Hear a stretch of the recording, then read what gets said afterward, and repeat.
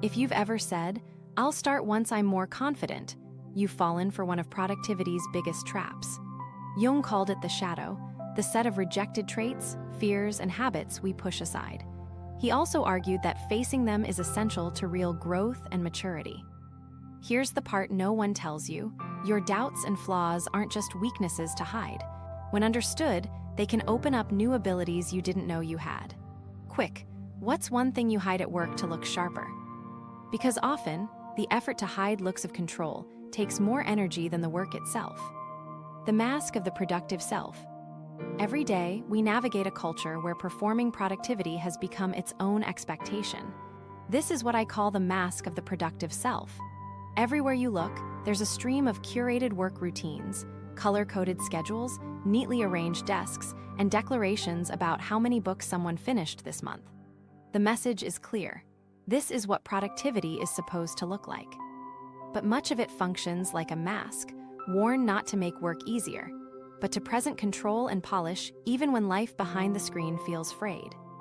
Masks like this often go unnoticed because they blend into daily behavior. It might look like exaggerating how strict your focus routine is, or telling yourself you're endlessly efficient while quietly dreading your actual to-do list. The longer you wear it, the heavier it becomes. Each curated detail online adds to the pressure to live up to the story, and soon the act itself drains more energy than the work it's supposed to represent. Many professionals show up less to complete tasks than to guard the image of being the person who is always composed, always capable. Social media makes this even easier to maintain. Platforms encourage edited versions of our lives, and work is no exception. A feed filled with certificates, promotions, and productivity hacks looks convincing at a glance. But what's missing are the long evenings where energy is depleted, the hidden cycles of distraction, or the quiet burnout behind the scenes. Without those pieces, the mask ends up blurring the boundary between how life is lived and how it's presented. Recent workforce analytics point to something similar on a larger scale. The average workday is becoming compressed, yet focus efficiency is actually falling. And data from Gallup adds another revealing layer. Around 1 in 5 employees worldwide are actively engaged at work, while overall well-being has barely improved. If looking productive truly equaled being productive, those numbers would tell a different story. Instead, they suggest the mask often hides declining performance underneath a polished exterior.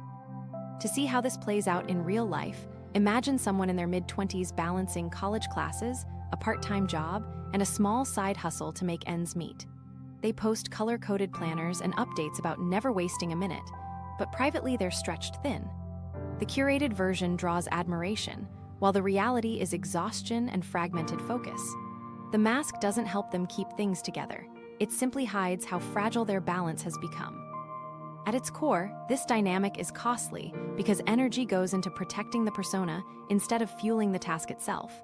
Once you've shaped yourself into the person who always has it together, small lapses feel like exposure. Show up unprepared for a meeting, and it doesn't feel like a simple slip. It feels like your mask cracking. That pressure drives people to redirect even more effort into maintaining appearances. Over time, the strain shifts from completing real outcomes to sustaining credibility. The weight of the mask doesn't only exist publicly. It turns inward too. Many convince themselves they're fully in control by building hyperstructured systems, multiple apps, endless lists, color-coded trackers. These setups project clarity, but often they disguise the deeper avoidance of uncomfortable tasks. Instead of moving toward the few things that would shift work forward, energy gets caught in maintaining the illusion of mastery. This is the hidden cost of the mask. It doesn't just fool people around us, it fools the person wearing it. Think of it like carrying a heavy bag while trying to type. You can keep working, but every keystroke requires extra effort. Eventually, the weight becomes invisible, still present, still pressing down, but easier to overlook because you've adapted. The productivity mask works in much the same way. It demands constant vigilance, never showing tiredness, never admitting disorganization, and that strain quietly erodes genuine effectiveness. Survival mode begins to replace sustainable growth. A week behind the mask might not seem damaging, but months and years matter. Burnout rarely happens in a single moment. It accumulates through cycles of hiding and pretending. Every time attention is pulled into rehearsing the image of productivity, less remains for actual progress. People end up drained not by the work itself, but by the constant investment in defending appearances. The irony is that this posture, meant to enhance credibility, destabilizes it over time by stripping away the very results it set out to protect. Which leads us to the central problem. By clinging to the mask, people sabotage the potential they're trying to preserve. They step into each day tasked not only with meeting responsibilities, but with upholding the curated version of themselves. That added burden wastes attention and reduces resilience. When cracks finally show, the damage doesn't come from revealing flaws, it comes from the years of energy misdirected into hiding them. And this is where the deeper connection becomes clear. Productivity masks don't only distort how others see us, they also obscure how we see our own habits, the patterns where wasted effort passes for discipline. Those hidden patterns, the traits and behaviors we'd rather not face, form a more challenging layer beneath the surface. The shadow side of daily habits. Carl Jung described the shadow as the parts of ourselves we resist acknowledging, the flaws, fears, and motives we'd rather set aside. When it comes to daily productivity, the shadow doesn't just live in hidden aspects of personality. It shows up in the way we work, shaping common habits that appear useful but often serve as detours. This is the side of the shadow that operates not through obvious avoidance, but through routines that feel responsible while quietly stalling meaningful progress. Email is a clear illustration. Many people dedicate an hour each morning to sorting, flagging, and archiving messages. The desk feels organized, the inbox looks neat, and by the end, there's a sense of accomplishment. Yet if none of the day's most important work has moved forward, that hour wasn't true productivity, it was distraction repackaged as diligence. The shadow often takes disguises that look useful, which allows avoidance to persist unnoticed. Research is another common disguise. You set out to draft a report, but end up opening just one more article, then another, until several hours have passed. The stack of resources makes you feel prepared, careful, and thorough. But preparation without a decision to act is stalled progress. You've avoided risk. The report can't be criticized if it isn't written, yet convinced yourself you've been working. This is how the shadow sustains itself. It offers safe substitutes for forward movement while protecting your identity as someone thoughtful and productive. Perfectionism might be the most subtle form. Think of rewriting a single paragraph again and again, polishing every word until it feels flawless. On the surface, it looks like high standards. But in practice, it's often resistance to exposing your work to feedback. The shadow thrives here because polish provides cover. It's easier to stay in the comfort of draft improvements than to face the uncertainty of judgment. To challenge this in real time, try setting a micro rule. Today, take one paragraph, stop editing after the first pass, and send it. The discomfort of letting it go is exactly the signal that you've stepped past shadow avoidance and into real progress. Workplace data reflects how widespread this pattern has become. Recent analytics found focus efficiency hovering in the low 60s, while session lengths are actually increasing, more hours spent in apparent concentration, but less deep work accomplished. It's the statistical twin of the shadow habit: activity escalating, effectiveness slipping.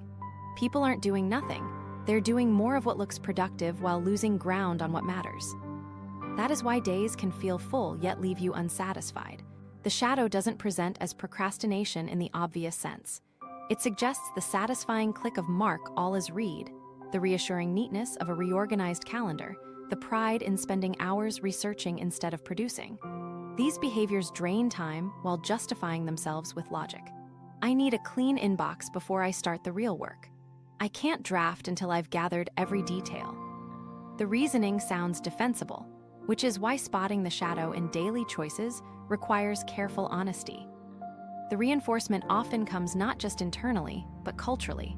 Workplaces still praise quick email responses, visible busyness, and the appearance of tireless involvement. Staying late can be celebrated even if the extra hours achieve little. Recognition of effort becomes a reward system for shadow habits. The results, slowed projects, unfocused progress, remain hidden behind the mask of constant activity. In this culture, you aren't just fighting personal avoidance. You're swimming against a current that mistakes visible effort for actual output. It helps to separate activity from effectiveness. Activity is always easy to show. The number of emails answered, the apps updated, the tabs researched. Effectiveness is harder to measure in real time because it's final, a submitted proposal, a finished draft, an experiment completed. The shadow avoids effectiveness because it can't hide there. A project is either shipped or not, a result either exists or it doesn't. So it steers energy toward endless cycles of visible activity, where effort looks convincing even when outcomes remain at a standstill. This matters because many shadow habits are built out of traits we'd normally admire.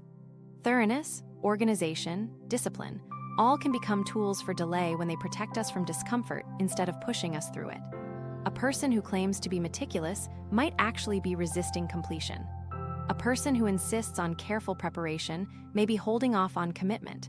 The habits themselves aren't inherently negative. It's their role as shields that quietly reshapes them into obstacles. To see the difference, look closely at common routines. Rising early is praised, managing inboxes seen as professional, color-coded planners as signs of control. But if those routines expand until the substantial work remains untouched, they've shifted into shadow territory. The question worth asking is simple. Did this habit actually push me closer to a meaningful goal, or did it mostly give me relief from facing the difficult step ahead? As you learn to notice this, something subtle changes. You catch yourself mid-action, opening yet another article under the banner of careful research. You sense the relief that comes from rearranging projects instead of confronting the hard one. Each of these is a signal, small, quiet, of the shadow in your daily systems. Recognition doesn't remove the habit overnight, but it takes away the illusion that it was progress. The shadow's influence in productivity is quiet but cumulative. A single hour spent in disguised busyness doesn't seem harmful. But spread across weeks, the hidden losses add up to entire projects deferred, opportunities left untouched, goals repeatedly shifted into the future.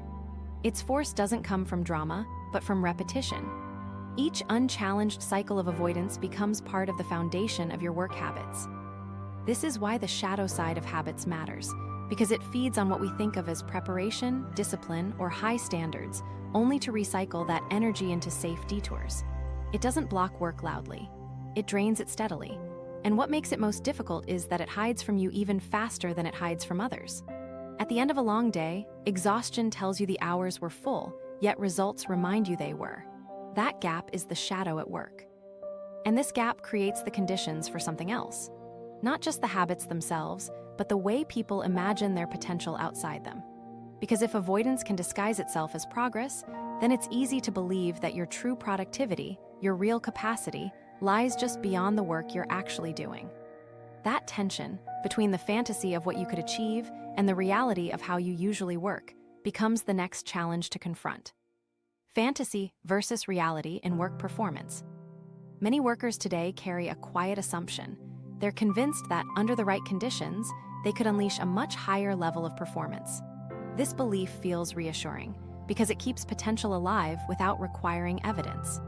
As long as you hold on to the idea that you could do better, you don't actually need to confront the numbers in front of you. You can live in a state where peak productivity feels just within reach, deferred until circumstances line up. The problem is that once reality presses in, deadlines, measurable outcomes, unfinished tasks, the comfort of that imagined version of yourself starts to fracture.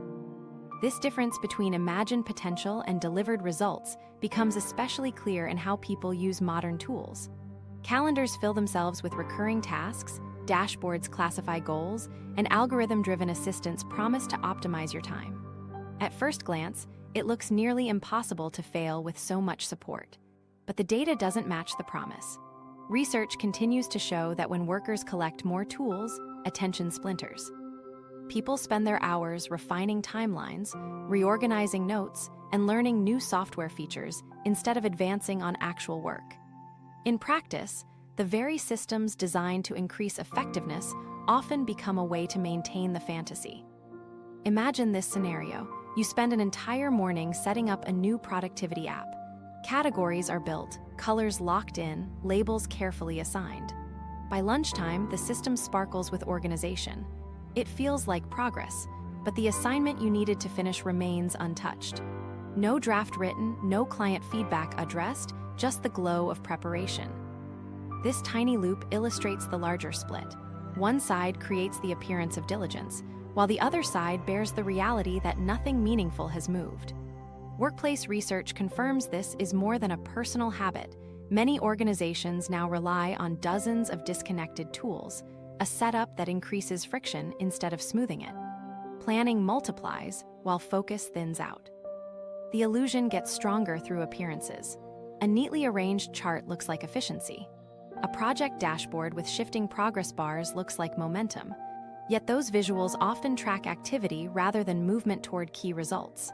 You can complete subtasks all week, but if the main objective remains still, performance hasn't improved. This is why meetings can feel packed and updates impressive, yet deadlines slide by unacknowledged. The digital record points to order, while deliverables tell a different story.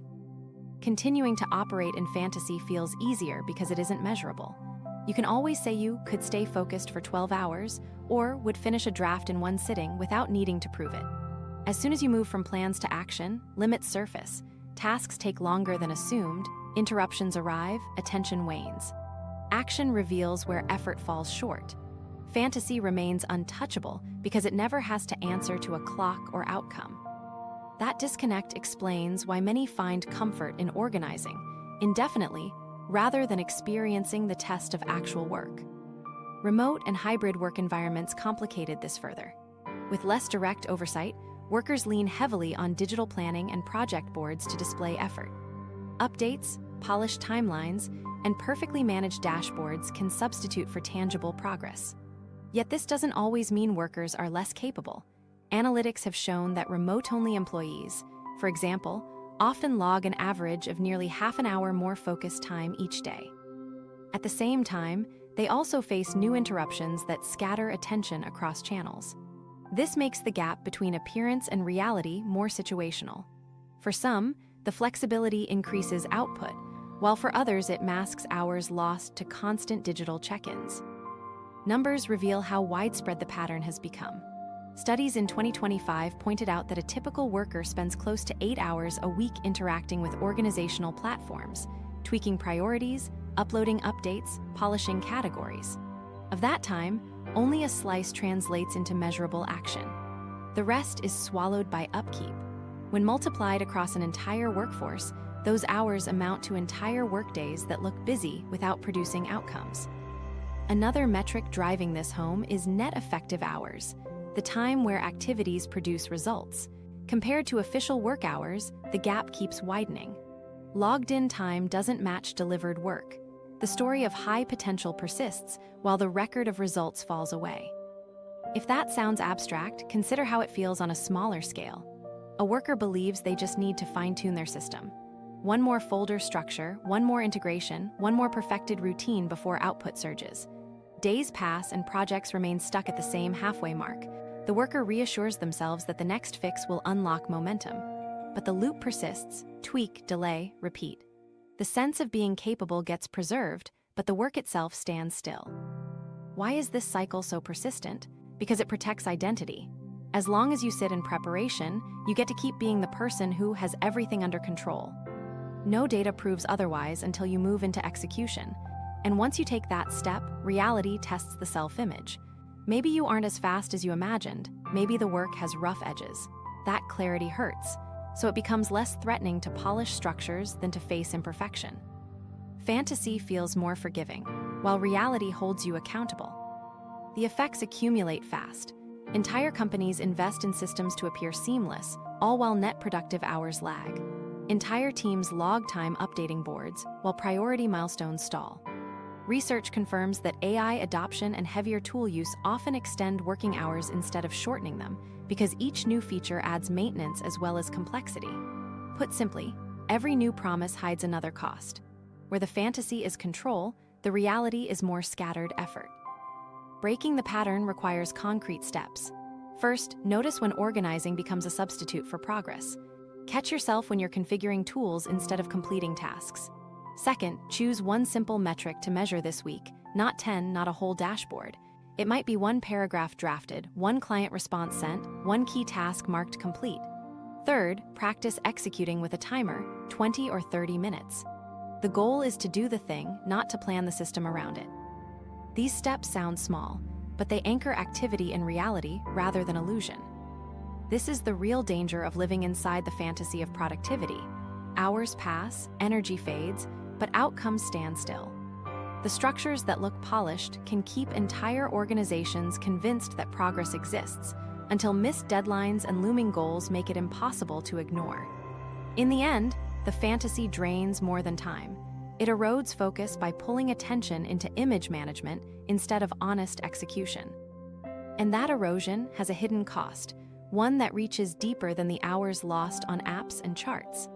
It starts feeding on the very parts of yourself you've been trying hardest to avoid. Cost of avoiding the shadow. Avoiding unflattering traits may seem protective, but in practice, it shifts focus and steadily drains mental energy. Concealing aspects of your behavior forces you to divide attention between actual work and maintaining appearances. That second layer of effort rarely draws direct notice, yet it weakens concentration over time. Even without visible failure, the ongoing defense of an image dulls precision and slows progress. Each time the shadow is ignored, clarity slips, because energy is redirected into disguise rather than into creating results. Perfectionism highlights this cost. On the surface, it poses as high standards, but often it reflects a deeper fear of letting imperfect work be seen. When you rewrite the same line for the fourth or fifth time, what you're avoiding is the discomfort of calling something finished.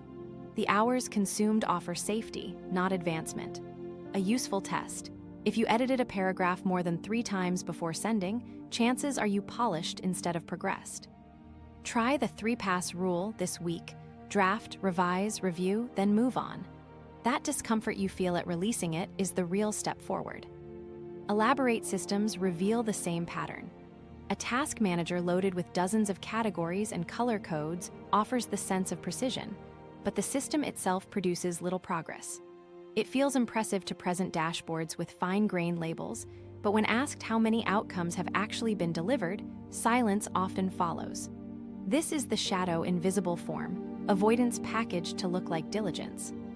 These forms of avoidance are rarely challenged because, on the surface, they look like commitment. A colleague who spends hours polishing a presentation might be praised for their thoroughness, even as deadlines slip. The problem isn't that detail work has no value. It's that endless refinements can quietly replace actual delivery.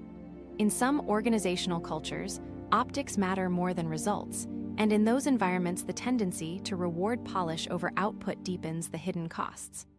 The shadow uses that misplaced recognition to persist, feeding on admiration while progress falls behind. The cost also arises in the countless micro-distractions that hidden flaws generate. When procrastination or fear is suppressed, the mind doesn't forget. It keeps running background checks to ensure the disguise holds. A person might not notice, but that unease interrupts focus throughout the day. Lingering doubts: was the report good enough? Did that task really get completed? Will someone notice the delay? Surface repeatedly. Each interruption steals a fragment of time, and accumulated over hours, those fragments become significant. Team environments amplify the effect. People appear to manage competing demands, but much of their energy shifts between maintaining appearances and doing real work. Someone caught in research as procrastination may sound confident in meetings, but later feel anxious about their actual workload.